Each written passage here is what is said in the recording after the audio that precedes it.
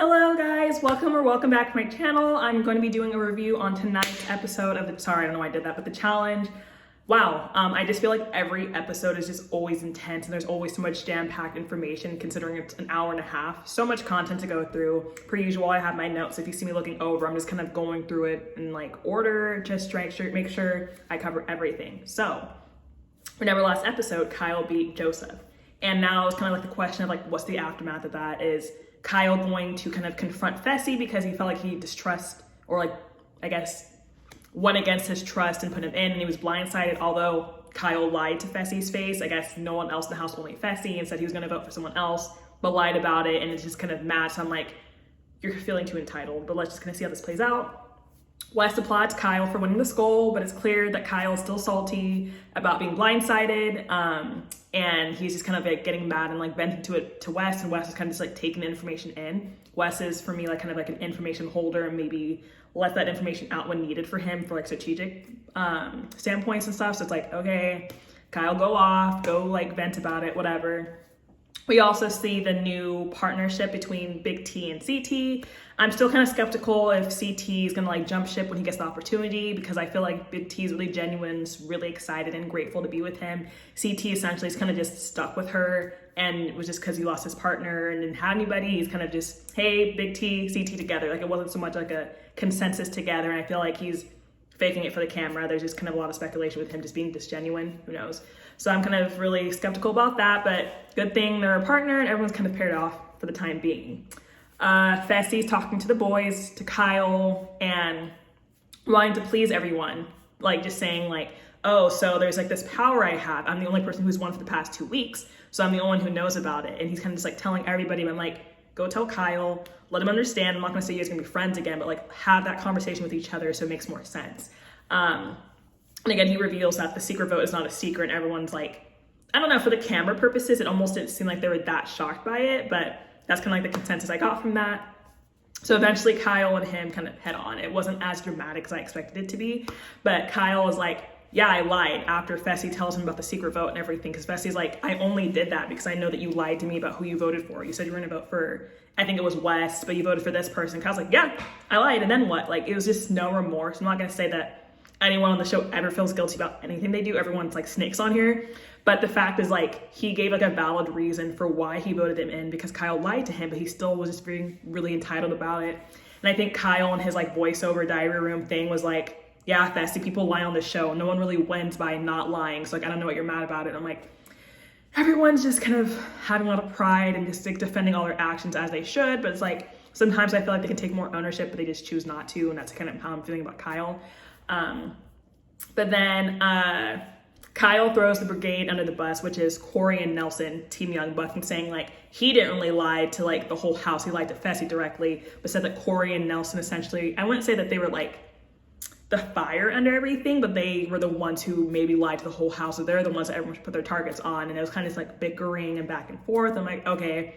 From what it seems like, Kyle and Fessy probably just won't work together in the season. That's just kind of what it seems like. It seems like the relationship is obliterated. Whatever. But Kyle also admits that he was trying to play both sides and admits that he's ultimately with West. West is his ride or die. We'll just say that. He didn't use that word verbatim, but that's kind of what he was kind of saying and like leaning towards.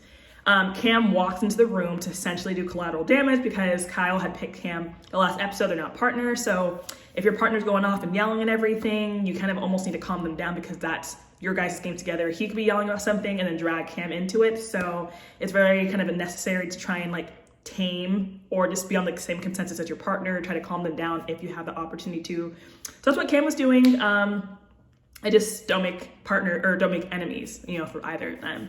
And then in the next scene, Corey thinks it's really shady that Fessy decided to not let him know about the whole secret thing. I'm on Fessy's side for this, because I feel like if he told Corey would have told Young Buck, Nelson would have went around to this person here and there. It would have spread around the house probably by week 2 if he told him week 1. So I'm on Fessy's side in the sense of like keeping it a secret. But I just feel like Corey just doesn't trust Fessy. I feel like, I mean, I guess it's a hard game to really trust anybody. Everyone's snakes and again, like lies to each other. So after a while, everyone starts to have distrust in each other. But I really just feel like Corey just never trusted Fessy since last season. There was like a little rift between them, not necessarily like drama, but he started to like have distrust in him. And I feel like that's kind of still lingering. And that's why Corey was so like bent and upset that Fessy didn't tell him straightforward. But this mission was called Roadkill. TJ announced that it was 2 teams going face against each other on top of a truck while it's going 50 miles per hour, and the objective was to push the opponent off of the truck. And then he's like, ooh, spoiler alert, there's no harness. And I was like, this game, the show, the series is just so crazy. They love to just take one thing and throw it somewhere. I'm like, how y'all gonna be fighting on top of a truck with no harness on? It doesn't make any sense to me. And it turns out there's like a netting on the side, so essentially they kind of fall off of it, which is still kind of scary, but into a net so they're secure. And I was kind of confused on like how they decide who's the winner, because 2 different teams vote like girl and guy and guy. And I'm like, a girl on one team could win and a guy on another team could win. But I was kind of curious how that would go. But what it seems like is that if a guy and a girl from the same team win, they go by time. It's kind of like what it seemed like it was going with this. So he also makes a comment, TJ, that maybe Anissa and Fessy, this is gonna be their 3rd win. And Kyle's petty ass was like, no, it's not gonna happen, which again, kind of confirms to me that I feel like they're never gonna pair up again for the rest of the season, just have that little rift and drama with each other. And I'm like, okay, I guess that's what's gonna happen, but I'm like, get over yourself, Kyle. So first it's Kyle and Cam versus Devin and Nicole. It is a genuine struggle between Cam and Nicole. I'm like, they are just neck and neck. I'm not gonna say they're the same size or anything, but they were definitely like struggling with each other, which means it's almost like an even pair. And then Nicole's shoulder, arm, elbow pops out, and I'm like, woof. And then they're saying she dislocated her shoulder, and I'm like, we just started the series, at least to me, even though it's a few episodes in. I'm like, is it okay? Like, this show, people get injured so easily, and it's really unfortunate because they could be the strongest player and then they have an injury and they're out. Like, there's just no really fighting against that because it's a physical game. But she's taken off in an ambulance. We don't really know what happens to her yet. And then next it's Natalie and Wes versus Nany and Josh. Josh and West fall off with each other. Meanwhile, Natalie and Nany are being scrappy, and it's like, what's going on? I thought it would have been like a genuine Natalie beats Natalie, but it was actually like almost an even fight, and they're like fighting each other. And again, I understand that you get to wrestle to like get each other off, but sometimes I'm like, y'all are getting really personal, and it seems like you guys are really fighting, and that's how people get hurt and injured on the show, but that's kind of like where it's going with that. Then the scenes keep going on, and the next person who gets injured is Liv. Liv is partnered with Michi. I'm not sure how he refers to himself on there, but she gets injured, and she's like, I think I snapped my arm/shoulder, so now it's not only Nicole, but Liv is now injured. I'm like, y'all are just, it's a physical game, and they're like kind of throwing each other off, they're fighting, and they kind of like fly off this thing, so it's like, it's kind of bound to happen, but like who/what, and like what way? So it's kind of like, okay, is it 2 girls who were out? Are they even out at all? Do they just need like medical care? But in my impression, I thought it was a girls elimination round. Note on that, because the last episode, Joseph just left, so it kind of makes sense for it to be a girls elimination. So I was kind of curious, like, what would happen if we have 2 injured girls? Like, do you prevent them from going in, or like what exactly happened? So I was kind of curious how that was going to go. At the end of everything, they say that Nicole and Liv are being checked out at the hotel, and the team, or not hotel, at a hospital. And the team who ultimately won was Leroy and Casey. Cool, I'm not against Leroy and Casey at all. I have nothing for or against them. They're cool people, what it seems like on TV at least. When they get back to the house, Cam is the first person to notice that Nicole's things are gone. And they kind of just come to the consensus that she's out, and it kind of shows Nicole with her sling and she's packing. And again, this is kind of like a side personal kind of comment. That's kind of sad that like they just leave and they don't get to like formally say goodbye, or they like leave on their own terms, or maybe they decide to, but like, I wish you could get an opportunity to say bye. I don't know. I mean, I guess maybe it's not that serious to them. Like, it's a personal game. They don't really care about anyone else outside of it. But what does that mean for Devin? Because Nicole and Devin were partners, so now he's out a person. So like, does he go home? Do they bring a girl in? Even though I know this is like a very strict season because it's COVID and things like that, and it's a completely different country. But I was curious how that was gonna go. Liv was cleared to come home, but I was curious like what happened to her, because it kind of looked like she was somewhat still in the sling inside of her jacket. And she tells the girls that there was a chip on the x-ray, but they were unsure whether it was a fracture or not. So don't know. Again, is it a girls competition? Because again, if that happens, are they gonna throw her in there just to like do it? Or is it even a girls elimination week? But that's still kind of sketch in the sense that I feel like she's not secure for the rest of the season, but we'll see with that. Liv also starts talking about Tori and saying like, oh, she wasn't as strong as I thought she was. She wasn't that strong. I'm like, girl, she beat you. She threw you over. You got injured. So I don't know why you're even feeling the need to like talk. I don't know. I'm just like, let's just not go into that. This part was kind of interesting. Again, the show is interesting. Every episode's interesting. Casey and CT are having an argument in the kitchen, putting emphasis like with fingers because I didn't think it was genuine at first. I was just seeing the camera zooming in, trying to be all dramatic and everything. It had like 2 people in the kitchen showing this person, showing this. I'm like, it's not that serious. I don't really know what's happening. I don't know if they're drunk. Like, it was really unclear what was happening. But as it went on, it was clear that the argument was between Casey and CT. But I was like, is there anything genuinely like that they're arguing over? Like, what's really going on? It turns out they were like, again, arguing over food. But I'm like, is it a real argument? And here comes Josh. I said this in my first review of the season that Josh just tends to really get in arguments a lot. I feel like people just really don't take him seriously. I'm not gonna say whether I do or do not, but he won Big Brother on his season. Like, has potential to win things. He's not really like a weak person, but he's just emotional and people like to target him for that and just like kind of call him out about that. Casey and Josh are friends. So Josh is kind of confused what's going on with Casey and CT. Again, I don't know if any of them were drunk, but it seemed like they were. And Josh comes in to try and like investigate what's going on. He's trying to protect Casey because that's his friend. So he goes and confronts CT like, hey dude, like what's going on? I'm not really understanding like the argument. You got her upset. Casey's crying. And I'm like, from my understanding, Casey wasn't crying at all. She seemed like fine. So again, was it a real argument or not? I'm not really sure. And CT is kind of just like, Josh, like get away from me. Like, he just doesn't want any affiliation with him or just want to have this conversation with him at all. Especially because the conversation was not between him and Josh. It was between him and Casey. And again, she wasn't crying. So CT goes in because he's like, okay, I don't want to be involved with this. I also don't want to make someone cry. So he goes in and he's like, hey, Casey, are you good? And Casey's like, yeah, I'm fine. He's like, well, Josh told me you were crying. And Josh is like, I didn't tell you were crying. But then they rolled the camera back and confirmed that he did say crying. And he was like denying using the word cry. I don't know if he had like a 5-second memory loss. I forgot he used that word. That kind of goes different than crying. And this made upset, because upset's just, okay, you're upset. But like crying's like you're actually like hurt feelings. I don't know. And CT's kind of just annoyed that Josh got involved at what had nothing to do with him. And he's kind of arguing with him and like mocking him. Josh goes off. I don't know the word to use. It just goes off his rocker or something at this point. He's screaming. CT's kind of mocking him. They're like yelling at each other, or at least, yeah, they start like kind of pitch yelling at each other. They're getting mad because one person's yelling, so they're yelling at each other, but CT's almost kind of just finding it comical. Josh is the one who's actually heated and just really upset and distraught by the whole situation, to the point that they had to have like the security guards come out and like hold Josh, because Josh is yelling. Every time Josh gets in an argument with somebody, like last season, the season before, because this is his 3rd season, I'm thinking, that they always had to hold him back because he gets really into whatever argument he's going in. And again, it was not malicious because he was trying to protect Casey, but it was almost like not needed to be protected because they were fine. And then Devin comes in. I don't have the really best view on Devin. I feel like Devin is just like a very big instigator, which is good TV, but in the sense of like, what are you really arguing about? Why are you starting this? Like, there was just nothing that was that important for you to chime in and make things worse, because Devin starts to like yell at Josh. He starts saying Big Brother sucks. And again, like, it's not necessarily just targeting Josh individually. There's several people who are from Big Brother on this show, so you're almost kind of like insulting all of them, but it's like he was trying to do it to get like a rile or like a rise out of him. Everyone knows, one, that Josh is emotional and that there's several contestants, so it's kind of like, what was your intent with it? But again, Devin is a drama starter, lover, instigator, things like that. But Josh gets really mad. He ends up punching the wall a couple times. There's like dents on it, and he's like screaming. And again, I'm like, Josh, like, you need to get a control of your emotions. Like, I know it's a really hard mental game and people really get tested on this, but it's just always Josh. I feel like people know that Josh is like an easy target to like mentally F with. Like I say with Devin, my most memorable time with him, like instigating something, was with Johnny. I remember they had an argument, not exactly what, but I do know this is the season right after Devin's dad passed away, because they kind of emphasized on that, and they were just bickering because Devin just does not like Johnny at all. I think he doesn't really like veterans mostly, or people who are like older than him.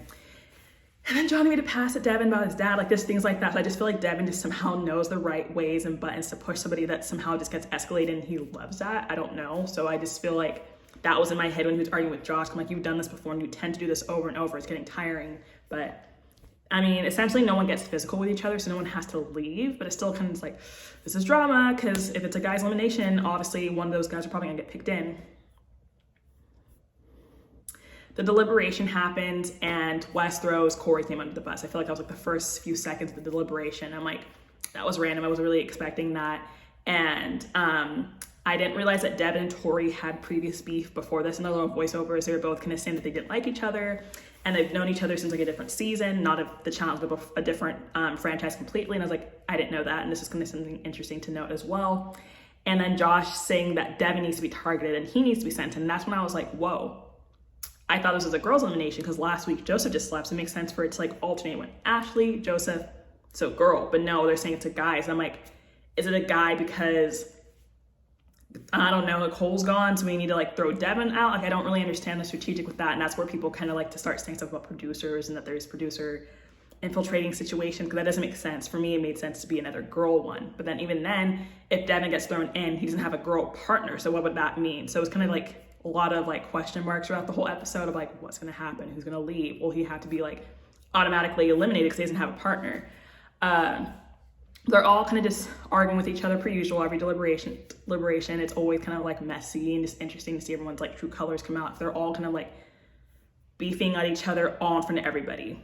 They all go to the chamber to cast their votes, and at first I thought it was going to be against Tori and Corey. It seemed like a lot of people were voting for them, but in the end it's Devin and Nicole. Nicole's name is still associated with him because that was his partner before she got injured, so it's like Devin is in it. But again, in my head, I think it's a girls one because it makes sense because Joseph just left. But no, it's a guy's elimination, so it's like, okay, so it's Devin versus who?